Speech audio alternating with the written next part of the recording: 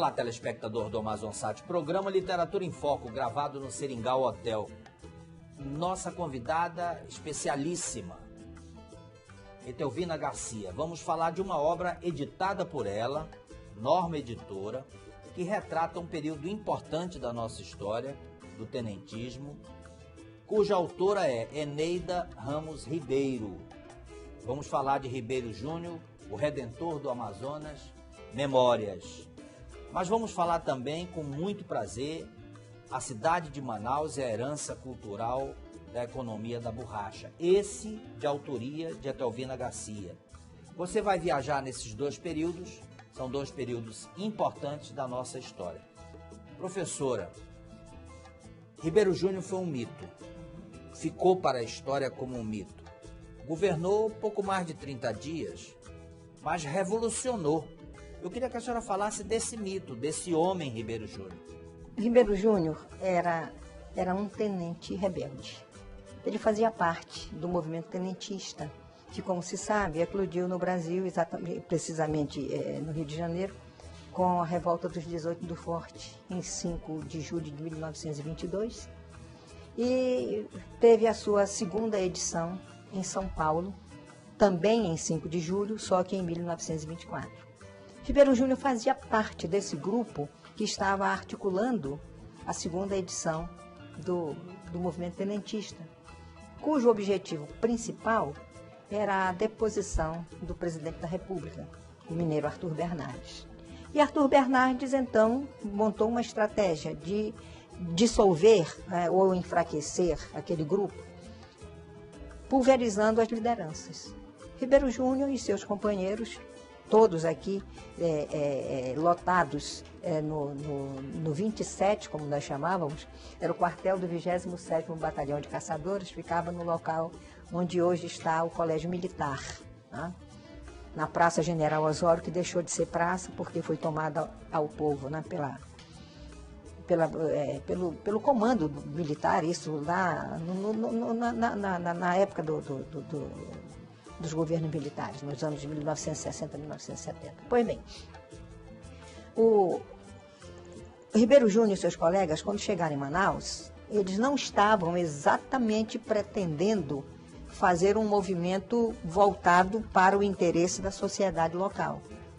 Foram até convidados para uma festa, para a festa de Sábado de Aleluia, no Palácio Rio Negro, né? Quando a mulher do governador Rego Monteiro, né, deu um baile à fantasia, ela veio, enfim, procurando, vamos dizer assim, remontar a corte de Napoleão III. Bom, e o que eles viram lá foi o governo se manifestou, mostrando o que fazia, até se empolgaram. Ribeiro Júnior chegou a escrever um artigo elogiando o governo, mas isso foi em abril. Passou o mês de maio, chegou o mês de junho e eles foram tomando conhecimento da situação terrível em que vivia a população local, constituída naquele momento, entende, num momento agudo da crise gerada pela quebra da economia da borracha, né? Era principalmente uma cidade de funcionários públicos. E havia funcionários públicos com os seus salários atrasados em 10, 12, 15, 18, 20, 24 meses, diziam, nunca vi nenhum documento que me comprovasse isso, que havia funcionários com salários atrasados em até 3 anos. Ora, diante disso, imagina, sabia-se que, por exemplo, um professor altamente qualificado e respeitado na sociedade, como o professor Plácido Serrano Pinto de Andrade, pai de Dona Eunice Serrano Teles de Souza, de uma biblioteca fantástica. Conta-se que o professor Plácido Serrano tirava os bloquinhos de livros da sua biblioteca, fazia um pacotinho e colocava debaixo do braço para poder vender aqueles livros da sua biblioteca. A que ponto chegou? A que ponto se chegou. Isso diz tudo. Isso diz tudo. Então, diante dessas e mais, havia provas de que, além do governo ser um governo nepotista, corrupto, e que evidentemente só governava para si mesmo, né, chegaram ao extremo de montar, sob a coordenação de um dos filhos do governador, um sistema de agiotagem paraoficial. O que significava isso? Você estava na fila da repartição do Tesouro, que era o nome que se dava na época ao que hoje é a Secretaria de Fazenda do Estado, para receber seus salários, digamos que do mês de junho do ano de 2014, lá em 22. E uma pessoa aqui do lado e dizia, você ia receber hoje quanto? Não, eu vou receber. Vou receber meu salário do mês de maio, etc. Eu vou receber 9 mil e não sei quantos reais, contos de réis. 9 contos e não sei quantos mil réis, né? Não, mas você não vai receber porque o dinheiro já acabou. Mas não é possível, deu no rádio. Aliás, não deu no rádio porque não havia emissora de rádio na época. Não é possível, deu no jornal. Eu posso quebrar teu galho. Eu posso te dar 10% desse valor, mas tu me assinas um recibo de 100%. Então, era uma situação terrível. E diante desse quadro, eles então resolveram que não podiam ficar de braços cruzados. Professora, falávamos então desse caos político. E diante desse caos político, os tenentes ampliaram as suas perspectivas de luta na Amazônia. Decidiram foi tomar a Amazônia inteira. Num determinado momento, que foi exatamente o dia 23 de julho daquele ano de 1924, eles saíram do quartel do 27, saíram pela José Clemente, Costa Azevedo, atravessaram a rua da Saldanha Marinha, a Rua da Palma antiga, né? Dr. Jorge de Moraes, que hoje é Rui Barbosa, né? Foram até o centro da cidade, tomaram os navios que estavam no porto, cortaram as ligações telegráficas, cortaram as ligações telefônicas, o que significa dizer que isolaram Manaus do resto do mundo. Tomaram o quartel da Polícia Militar sem nenhuma resistência e da Polícia Militar chegaram ao Palácio do Governo, onde encontraram o governador que estava de plantão, que outro não era senão o genro do titular do cargo, tá? Era o deputado Turiano Meira, presidente da Assembleia Legislativa, que não havia à época a figura do vice-governador. O governador estava na Europa, junto com a família, né? E aquele governo nepotista, né, que era odiado pelo povo, né, caiu naquele momento. Quer dizer, por quê? O governador pegou uma canoa, saiu pelos fundos do palácio e foi parar lá no município do Rio Branco, que hoje que era município nosso e hoje é o estado de Roraima. De Roraima. O governo caiu como um castelo de cartas, né? Veja bem, o presidente da Assembleia, como eu já disse, era genro do governador. O prefeito da cidade era filho do governador. O chefe da Casa Civil era filho do governador. Tá? O chefe de polícia era filho do governador. Nepotismo mesmo. E um dos filhos do governador era o chefe daquela tal agiotagem oficial que eu já me referi. Né? Pois bem, então nesse momento, quando tomaram o poder, os tenentes empossaram o seu líder Ribeiro Júnior no governo do Estado, né? E um grupo se separou, quer dizer, não se separou, quer dizer, um grupo seguiu para Belém, chefiado pelo tenente Magalhães Barata, que viria a ser depois a grande liderança do Pará durante o período Vargas. Né? Muito bem. Então eles saíram tomando quase todas as cidades da calha do Rio Amazonas até chegar ao Pará, até chegar a Belém. Mas não tomaram Belém. E eu vou explicar por quê. Mas antes de explicar por quê, deixa eu lhe dizer que ligar aquela resposta que você está esperando, né? Por que se tornou um mito? Ora, porque de um minuto para o outro, a população da cidade sentiu que podia, sim, quebrar aquele status quo, né, que tanto a afligia. Né? Podia se libertar daquela situação terrível. Então, começaram a sentir que as coisas estavam mudando. Por quê? Porque o tenente Ribeiro Júnior criou um jornal, e nesse bendito jornal ele publicava todo santo dia 2 colunas. De um lado, os ingressos, os recursos que ingressavam através daquilo que ele chamou de tributo da redenção. e de outro, os pagamentos que eram feitos com esse dinheiro. De onde vinha o dinheiro do tributo da redenção? Ele chamava os corruptos, primeiro ele quebrou o sigilo bancário dos corruptos todos. Chamava um a um, já estava aqui com o resultado com o levantamento, os extratos bancários, né? No Banco do Brasil, no London Bank, que eram os grandes bancos da época, aqui no Banco Ultramarino Português. Olha, o senhor tem hoje 20 mil contos de réis no Banco do Brasil. Como é que o senhor explica a origem desse recurso? O senhor não tem como explicar? Não. Então assine o cheque. Já estava com o cheque pronto, naquele valor, no valor correspondente aos créditos que o cidadão tinha no banco, né? E aquele dinheiro, então, já entrava, já era devidamente contabilizado, né? Legalmente escriturado e saía. Aí, da coluna do lado de cá, né? Os pagamentos que eram feitos naquele momento. Então, por exemplo, só isso? Não, ele teve outros meios. Por exemplo, levou a leilão os móveis comprados no exterior pelo senhor Alcides Bahia, né? Levou a leilão os animais e as máquinas e equipamentos da fazenda do Cláudio do Rego Monteiro, que haviam sido adquiridos com dinheiro público. Levou a leilão os automóveis de luxo, né? Imagina na época aqueles automóveis importados. Todos importados, porque nós não tínhamos indústria automobilística, né? Mas eram importados e de grande luxo, né? E então, com isso, que o tributo da redenção começou a crescer, as pessoas começaram a sentir que o dinheiro que lhes pertencia estava voltando às suas mãos. O produto do seu trabalho estava voltando, estava sendo devidamente recompensado. Então, nunca tinham visto isso. Por isso, criou-se o mito Ribeiro Júnior, né? O doce Jesus da nossa desventurada terra. Como disse o professor Coriolano Durand, que era professor de francês do ginásio amazonense, e professor do ginásio amazonense era elite. Era a elite da elite, né? Pois bem, então, naquela hora em que o professor Coriolano Durand, em discurso feito no teatro, no Palácio Rio Negro, em homenagem a Ribeiro Júnior, chamou de doce Jesus da nossa desventurada terra, a cidade inteira encampou a ideia. E aí eram feitas homenagens ao Ribeiro Júnior que ele nem imaginava que pudesse um dia receber.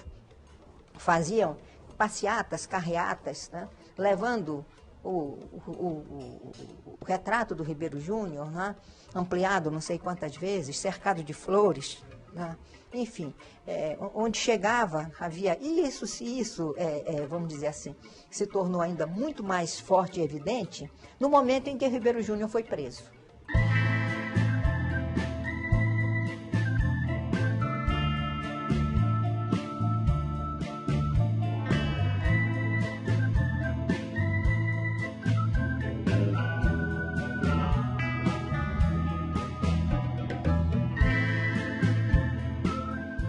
Professora, para encerrarmos a obra da autora Eneida, vamos concluir o raciocínio de Ribeiro Júnior. Como eu dizia, Ribeiro Júnior foi preso, e foi preso por quê? Foi preso porque no momento em que aquela parte do grupo que tinha saído para o Pará estava chegando a Belém, tentando tomar Belém, estavam chegando também as forças repressoras do governo Arthur Bernardes. As famosas forças legalistas do clube. Né? Pois bem, então, todos os rebeldes foram presos, né, a partir de Belém, subindo toda a calha do Rio Gonzaga. Quer dizer, eles foram desmontando todo aquele esquema e quando chegaram em Manaus, prenderam Ribeiro Júnior, né? Encarceraram Ribeiro Júnior no quartel da Polícia Militar. O povo ficou em vigília permanente. Eram alunos da escola normal, eram professores do ginásio, da escola de farmácia, da escola de odontologia, da escola de agricultura, de agronomia, aliás, me desculpem, né? Da faculdade de Direito. Inclusive em volta do navio. Exatamente, porque quando o governo legalista entendeu que Ribeiro Júnior realmente era um mito, tentou esvaziar isso e levou logo o Ribeiro Júnior para o navio, à espera da ordem para seguir preso para Belém, onde deveria ser julgado. E o povo foi atrás, né? Então o povo continuou em vigília. Então o certo é que, veja bem, o governo durou 36 dias. Né? Os resultados, você está vendo que foram resultados imediatos, porque ele fez, em favor do povo, porque ele fez um governo de intenso conteúdo social. Desmontou-se, mas nunca mais o grupo do desembargador César do Rego Monteiro voltou ao poder. Essa história foi contada pela filha mais nova do Ribeiro Júnior, que nasceu exatamente 4 anos após a rebelião. A rebelião é de 23 de julho de 24, ela nasceu em 23 de julho de 28, completou agora 88 anos. É um texto fantástico. É uma senhora escritora. Memórias. Memórias e mais. Memórias e documentos também. Né? Ela juntou documentos da família, reuniu as memórias da família, fez pesquisa, inclusive, nos arquivos da Câmara dos Deputados, porque o Ribeiro Júnior também foi deputado federal, eleito pelo Amazonas. E, sem dúvida, esta obra de Eneida Ribeiro se torna uma obra de referência para quem tem interesse realmente em conhecer um trabalho feito com a maior seriedade sobre um capítulo surpreendente, muito bonito e exemplar da nossa história. Tá certo. Agora, professora, um belo livro, A Cidade de Manaus é a Herança Cultural da Borracha. Economia importante, de um período importante. Queria que a senhora falasse rapidamente dessa obra, que é de sua autoria. Que é de minha autoria. Bom, o que eu pretendia? Pretendi mostrar que, na medida em que nós começamos a ganhar dinheiro com a borracha, a ganhar dinheiro, não aquela dinheirama toda que aconteceu naquele período dito áureo, né? Mas a partir, por exemplo, do começo dos anos 1880, quando a navegação internacional já começava a dar reflexos consistentes sobre o resultado das nossas exportações, né? Então, em 1880, por exemplo, nós estávamos com 3 grandes projetos, né? Mais precisamente em 1881. Antônio José de Fernandes Júnior apresentava à Assembleia Legislativa Provincial um projeto que foi aprovado e se converteu em lei, né? Autorizando a presidência da província a investir 100 ou 120 contos de réis, não lembro bem, entende? Na elaboração do projeto de construção de um teatro de alvenaria nesta capital, como bem disse na sua mensagem o presidente José Paranaguá, porque, dizia ele, não havia mais como protelar o atendimento a uma necessidade há muito tempo sentida por esta capital, porque a nossa população cuidava de teatro desde os tempos do Forte, né? Pois bem, então veja bem, a preocupação em criar uma infraestrutura consistente para a arte e a cultura. Só isso não. Tínhamos construído um mercado no ano de 1870, ali na Praça da Matriz, só que aquele mercado havia se tornado muito pequeno, em apenas 10 anos. Então, projetou-se o primeiro pavilhão do mercado, que era chamado de Mercado Novo, né? Aquele pavilhão central, de frente para o rio. E, além disso, começou-se a pensar em infraestrutura de serviços básicos. E foi ali que nós projetamos e já começamos a construir, em 1881, a usina de captação de águas lá do Igarapé da Cachoeira Grande, que foi, com certeza, se não foi a primeira, foi uma das primeiras usinas hidrelétricas deste país. Investimos pesado na construção de máquinas, de equipamentos importados da Inglaterra e começamos a implantar um projeto fantástico feito por uma amazônida, né? E que, no final das contas, permitiu que a cidade de Manaus começasse a ter água encanada à porta. Primeiro se fez um sistema de adução, né? E a partir dali chegamos até uma caixa de reservação na Praça dos Remédios e a partir dali começaram a ser puxadas as ligações para as residências. Professora, nós estamos chegando ao final do programa, mas eu quero aqui, ao vivo, deixar o convite para fazermos o outro programa, o Documentos da Amazônia, com a história de Ribeiro Júnior. Com muito prazer. E agora a senhora tem a oportunidade de se despedir e, naturalmente, deixar seus agradecimentos. Meus agradecimentos ao Abrainha e aos nossos espectadores, né? Que têm sempre um interesse muito grande nas coisas que se referem à nossa cidade, à nossa história, né? E à nossa Amazônia, de um modo geral. Muito obrigada a todos. Tá certo. Bom, estamos chegando ao final do programa. Prazerosamente conversamos com a professora Etelvina Garcia, falamos de 2 obras importantes. Mas, claro, eu quero agradecer aos nossos patrocinadores. Guaraná Magistral, Magistral Gold, Importadora TV Lá. Na certeza de que eu vou te encontrar na próxima semana com um novo livro produzido na Amazônia, para você conhecer não só a nossa história, mas tudo quanto se produz na literatura em toda a Amazônia. Até o próximo programa, com esse encontro agradável, eu, a minha equipe e você. Até lá.